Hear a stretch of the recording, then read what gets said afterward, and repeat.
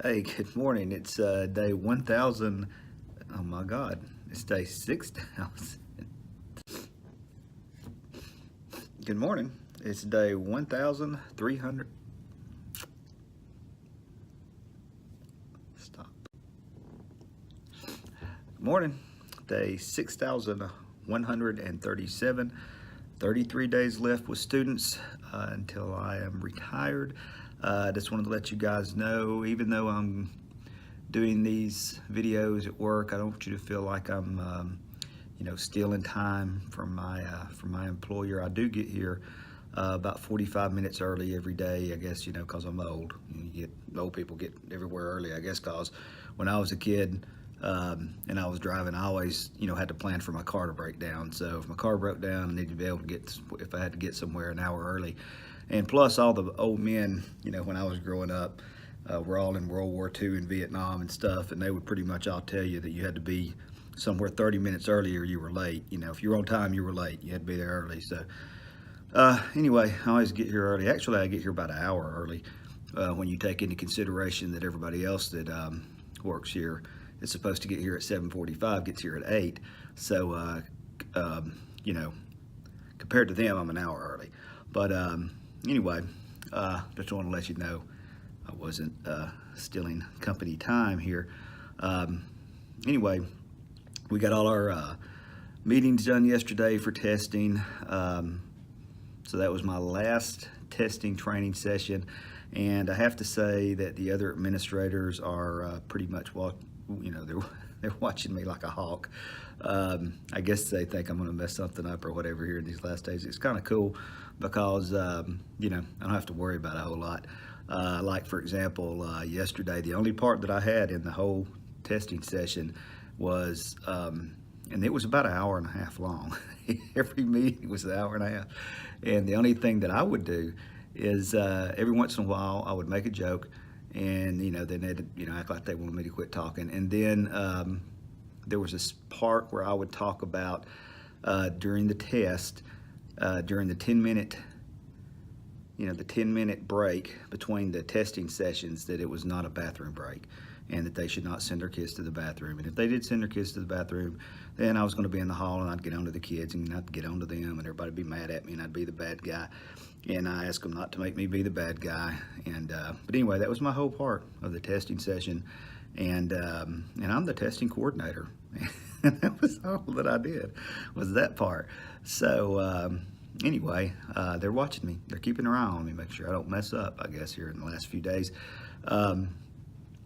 Anyway, I was going to tell you guys about when I started teaching. And when I got my job, remember I told you I was amazed that anybody would hire me. It was a miracle that the guy hired me. I think that was his, as a matter of fact, the reason he was taking that test is that was his first principal's job. It's probably his last principal's job. But anyway, when he hired me, I got to, I got me an apartment and all that kind of stuff. And of course, I didn't have any money. You don't get paid for like 2 months when you first start teaching, and we didn't get paid anything back then anyway. So I got my first apartment, and I show up to work, 3 or 4 days early, and I ask him, is there anything that I could be doing, maybe to get ready for school to start? He said, oh, no, don't worry about it. You just show up, just show up. That's all you got to do. And so the day I was supposed to show up, of course, I was coaching and stuff. I was doing all that stuff before then. But anyway, the day I showed up, I walked in my classroom, and we had this school that didn't have doors. We had like this big building, and they had this idea back then, I guess it was in the 80s, that you should have schools without doors. I guess we didn't want to hem the kids in or something. But anyhow, we didn't have any doors. We just had partitions. So he shows me my room, and I had like 3 desks, and they were tore up, and I had a chalkboard, like one piece of chalk, a teacher's desk, and no chair. That was it. So that's one thing I learned right off, especially back then. Teachers were pretty much thieves. They'd take everything you had. I mean, because it was like hyenas had gone over a carcass in my room. So I started going through the school, trying to find materials and find desks to put in my room, and I kind of scrounged enough stuff together by the time school started, to set the kids, the 33 kids I had in every single classroom with no door in my room. So that was how I got started the first few days, and kind of went from there. Learned a lot that first year about teaching. And I can tell you, we didn't get trained like these teachers that get trained now. They have a whole lot more training now about what to expect and what's going to go on. The only thing that I remember really learning, the thing that I learned that helped me the most, was when I was doing my student teaching.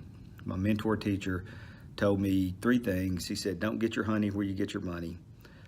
He said, he said, you need to be nice to the cafeteria workers, and you need to be nice to the custodians. And that was 3 things I learned that helped me make it through the next 29 years. Have a good day.